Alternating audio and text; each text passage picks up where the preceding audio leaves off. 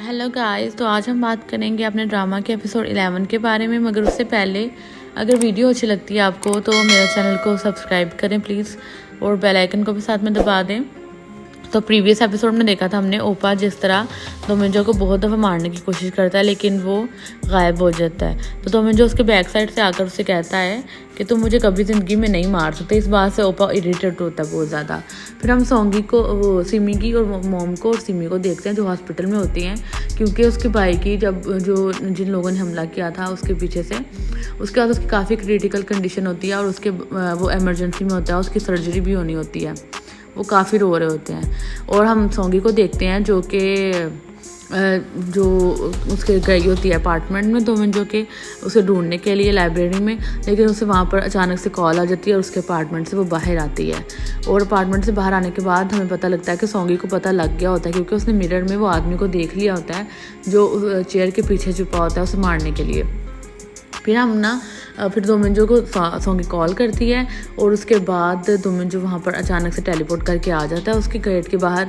और जब वो दरवाज़ा खोलती है तो वो पूछता है क्या तुम ठीक हो, तुम्हें तो कोई प्रॉब्लम नहीं ना हुई। वो कहती है नहीं मैं बिल्कुल ठीक हूँ। तो कहता है अच्छा ठीक है। तो उसके साथ ही वो बेहोश हो जाता है। उसके बाद वो और उसका भाई, सोंगी का भाई, और वो उसे अपने बेडरूम में लेके जाते हैं और वहाँ पर वो उसकी फिर काफ़ी केयर करती है 2 दिन। लेकिन जब उसको होश आता है तो वो कहता है मतलब बिल्कुल ठीक हूँ और अब मैंने अपने घर में जाना है। जब अपने उसके अपार्टमेंट से निकल जाता है तो सोंगी भी साथ ही आती है। तो सिमी उसको मिलने के लिए आती है दोमिंजो को, और वो उसके फ्लैट में जाकर उसे पूछती है कि मैंने देखा था, मतलब मैंने सुना था कि आप भाई आपसे मिलने वाले थे ना लास्ट टाइम, तो मुझे लगता है कि आप दोनों के अलावा किसी और को भी पता था कि वो वहाँ पर आएंगे, इसलिए तो उनकी ये हालत कर दी है। तो मुझे कहता है आप बिल्कुल फिक्र ना करें, मैं ये पूरा कोशिश करूँगा कि वो ये पता लगे कि किसने किया ना, लेकिन मैं ये बात आपको नहीं बता सकता कि हम दोनों का वो सीक्रेट था। उसके बाद हम सोंगी को देखते हैं जो कि दोमिंजो के साथ शॉपिंग करने में जाती है, ग्रॉसरी वगैरह लेने। लेकिन दोमिंजो उसको बिल्कुल कम्प्लीटली इग्नोर करता है और वो पागलों की तरह उसके पीछे पीछे फिर रही होती है। और वो ये सारी बातें अपनी फ्रेंड को बताती है। तो फ्रेंड क्या उसकी कहती है कि मुझे नहीं लगता कि वो तुमसे प्यार करता है, क्योंकि अगर वो प्यार करता हो तो लियो की तरह उसका दिल करेगा तुम हर टाइम उसके पास रहो ना। फिर दोमिंजो जब लिफ्ट में होता है तो सोंगी भी उसके पास आ जाती है। वो पूछती है तुम कहाँ जा रहे हो, वो कहते हैं मैं तो फिशिंग करने जा रहा हूँ। तो कहती है मैं भी जाऊँगी ना, मतलब मैंने भी कभी नहीं की तो मेरा बहुत दिल चाहता है।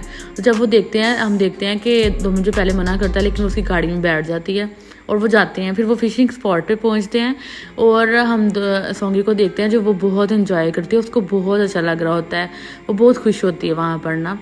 और तभी उसको दोमिंजो आता पास और उसको रोकता है। वो कहता है मुझे पता तुम क्यों आई हो यहाँ पर, तुम्हें जवाब चाहिए ना, तुमने जो उस दिन बातें की थी मैं जानता हूँ तुम उसका जवाब जानना चाहती हो, और अगर तुमने हौसला है तो तुम सुन लो ना।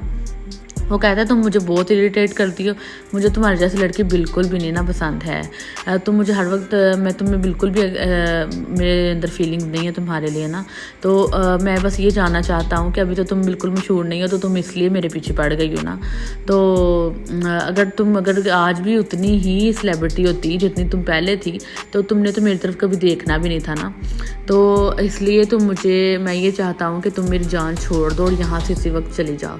तो मैं सोंगी जो है वो इसकी बातों से काफ़ी ज़्यादा हार्टलेस हो जाती है और वो रोती है और उसे बहुत दुख होता है इसकी बातों से। और वो कहती है ठीक है, मुझे लगता है तुम झूठ बोल रहे हो लेकिन फिर भी मैं यहाँ से चले जाऊँगी। वो जब चले जाते हैं यहाँ से तो रास्ते में शाम हो जाती है चलते चलते, और वहाँ पर लियो आता है और लियो उसको लेके गाड़ी में बैठ जाता है ना। तो वो गाड़ी में भी बहुत रोती है और वो कहती है लियो आज मुझे पता चला कि जब मैं तुम्हें इनकार करती थी तो तुम्हें कैसा फील होता था, और वो उसे माफ़ी मांगती है ना इस बात के लिए। उसके बाद जब वो घर पे आती है तो वो काफ़ी ड्रिंक कर लेती है ना, और जब वो सुबह सो के उठती है तो जब उसे ऐसा होश आना शुरू होता है और उसे फिर याद आता है कि उसने रात को क्या क्या हरकतें की हैं।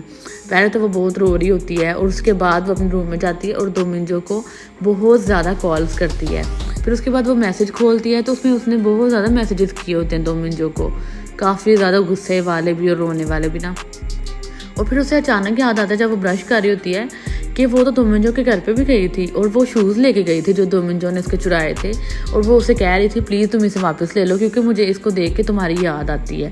और वो साथ साथ चीख भी रही होती है। ये सारी बातें सोच के जब उसे याद आ रही होती है वो बहुत एम्बेरस फील करती है ना। फिर उसके बाद हम लियो को देखते हैं जो अपने भाई के रूम में किसी काम से गया होता है, लेकिन जब उसका ड्रॉर खोलता है तो उसके अंदर उसे पासपोर्ट नज़र आता है, उसका और उसकी वाइफ का पासपोर्ट ना। और फिर उसे याद आता है दोमिंजो की बात कही हुई कि दोमिंजो ने उसे कहा था कि तुम ना सोंगी को अपने भाई से प्रोटेक्ट करना, कभी भी उसके साथ लाइक अकेले नहीं रहने देना ना उसे। तो लेकिन मैं तुम्हें इसकी वजह नहीं बताऊंगा, और वजह वो उसे नहीं बताता, और ये बातें सारी उसके जहन में लियो के आती हैं उस टाइम ना। फिर उसके बाद हम देखते हैं दोमिंजो को जो उसी फुटेज को देख रहा होता है जिसमें सोंगी पे वो हमला करने के लिए लाइब्रेरी में बैठा होता आदमी। तभी उसे मैसेज आता है ओपा का, और उसमें उसने सोंगी की मदर की और अपनी वीडियोस वगैरह भेजी होती हैं, और वो कहता है कि मैं इसके साथ मिलकर कॉन्ट्रैक्ट कर रहा हूँ क्योंकि सोंगी के पास मुझे पता काम नहीं है, तो वो मेरे कॉन्ट्रैक्ट को कभी भी प्रोडक्शन हाउस में वो मेरे काम करेगी एड्स वगैरह में, और मेरे काम को वो कभी भी मना नहीं करेगी, क्योंकि मैं जानता हूँ वो बिल्कुल आजकल ना मतलब उसके पास पैसे वगैरह कुछ भी नहीं है, और ये मैं उसके मारने के लिए नया तरीका है।